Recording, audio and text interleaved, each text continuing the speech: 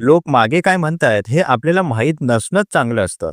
लोक मागे काय म्हणतायत याची सतत चिंता करणं हे आजच्या काळात खूप सामान्य झालं आहे. कोण काय बोलतंय, आपल्याबद्दल काय मत बनवतंय, आपल्या चुका लोक कशा पाहतात यावर अनेक जण खूप विचार करत राहतात. पण मानसशास्त्र सांगतं की लोक मागे काय म्हणतायत हे आपल्याला माहीत नसणंच अनेक वेळा आपल्या मानसिक आरोग्यासाठी चांगलं ठरतं. मानसशास्त्रात सोशल इव्हॅल्युएशन अँक्झायटी ही संकल्पना आहे. याचा अर्थ असा आहे की इतर लोक आपल्याबद्दल काय विचार करतात याची भीती. ही भीती वाढली की माणूस स्वतःच्या नैसर्गिक वागण्यापासून दूर जातो. तो सतत स्वतःला बदलण्याचा प्रयत्न करतो. फक्त लोकांना आवडावं म्हणून अशावेळी स्वतःची ओळख हळूहळू धूसर होत जाते. आपण जर लोकांच्या मागच्या बोलण्याकडे जास्त लक्ष दिलं तर मेंदू कायम सतर्क अवस्थेत राहतो. कदाचित त्यांनी माझ्याबद्दल वाईट बोललं असेल, लोक मला कमजोर समजत असतील, असे विचार वारंवार मनात येतात. यामुळे तणाव, चिंता आणि आत्मविश्वासाची कमतरता वाढते. मानसशास्त्रीय अभ्यास सांगतात की सतत इतरांच्या मतांवर लक्ष केंद्रित केल्याने डिप्रेशन आणि चिंतेचा धोका वाढतो. महत्वाची गोष्ट म्हणजे लोक काय बोलतात हे बहुतांश वेळा त्यांच्या स्वतःच्या विचारांवर, अनुभवांवर आणि असुरक्षिततेवर आधारित असतं. हे आपले संपूर्ण व्यक्तिमत्वाचं अचूक प्रतिबिंब नसतं. पण जेव्हा आपण ते ऐकतो किंवा अंदाज लावतो तेव्हा आपण त्याला स्वतःच्या मूल्याशी जोडतो. हे जोडणं मानसिकदृष्ट्या घातक ठरू शकतं. मानसशास्त्र सांगतं की माणसाचं मन निगेटिव्हिटी बायसकडे झोकलेलं असतं. म्हणजेच 10 चांगल्या गोष्टींपेक्षा एक नकारात्मक गोष्ट जास्त लक्षात राहते. त्यामुळे कोणी आपल्याबद्दल चांगलं बोललं तरी ते दुर्लक्षित होतं. पण मागे कुणीतरी वाईट बोलत असेल अशी शक्यता मनात सतत फिरत राहते. ही सवय मनाला अस्वस्थ ठेवते.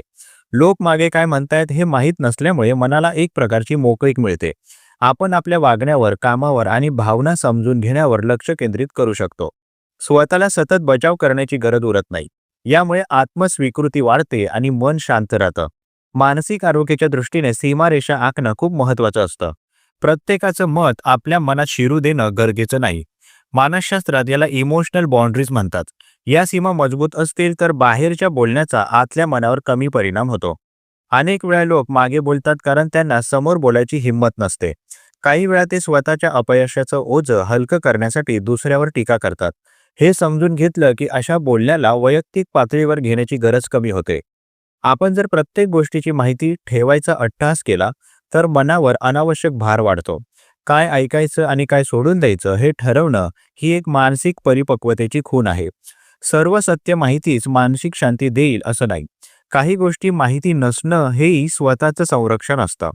स्वतःबद्दलचं मत हे इतरांच्या बोलण्यावर नव्हे तर आपल्या मूल्यांवर आणि कृतींवर आधारित असावं.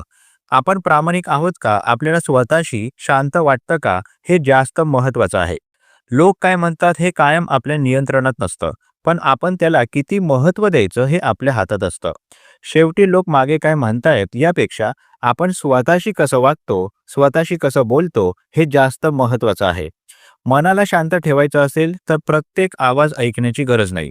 काही वेळा ऐकू न येणं, माहीत नसणं आणि दुर्लक्ष करणं हीच खरी मानसिक शहाणपणाची खूण असते. प्रस्तुत मानसशास्त्रीय लेख तुम्हाला कसा वाटला जरूर कळवा. तुमची प्रतिक्रिया आमच्यासाठी महत्त्वाची आहे. तुम्ही सुद्धा कमेंट बॉक्समध्ये एखादा विषय लेखनासाठी सुचवू शकता. त्यावर लवकरात लवकर आम्ही व्हिडिओ प्रकाशित करण्याचा प्रयत्न करू. तसेच हा उपयोगी व्हिडिओ उपयोगी लोकांना जास्तीत जास्त शेअर करा. मानसशास्त्र संबंधित अशाच नवनवीन माहितीसाठी आम्हाला फॉलो करायला विसरू नका आणि आपल्या अधिकृत व्हॉट्सॲप चॅनलमध्ये सहभागी होण्यासाठी 9137300929 या क्रमांकावर व्हॉट्सॲप करा. तेथे लगेचच तुम्हाला व्हॉट्सॲप चॅनलची लिंक मिळेल. मानसिक समस्येवर गोळ्या घेण्यापेक्षा अधिकृत मदत घ्या. त्यासाठी वर दिलेल्या क्रमांकावर फोन किंवा व्हॉट्सॲप करू शकता. लवकरच एका नवीन विषयासोबत इथेच भेटूया. तूर्तास धन्यवाद.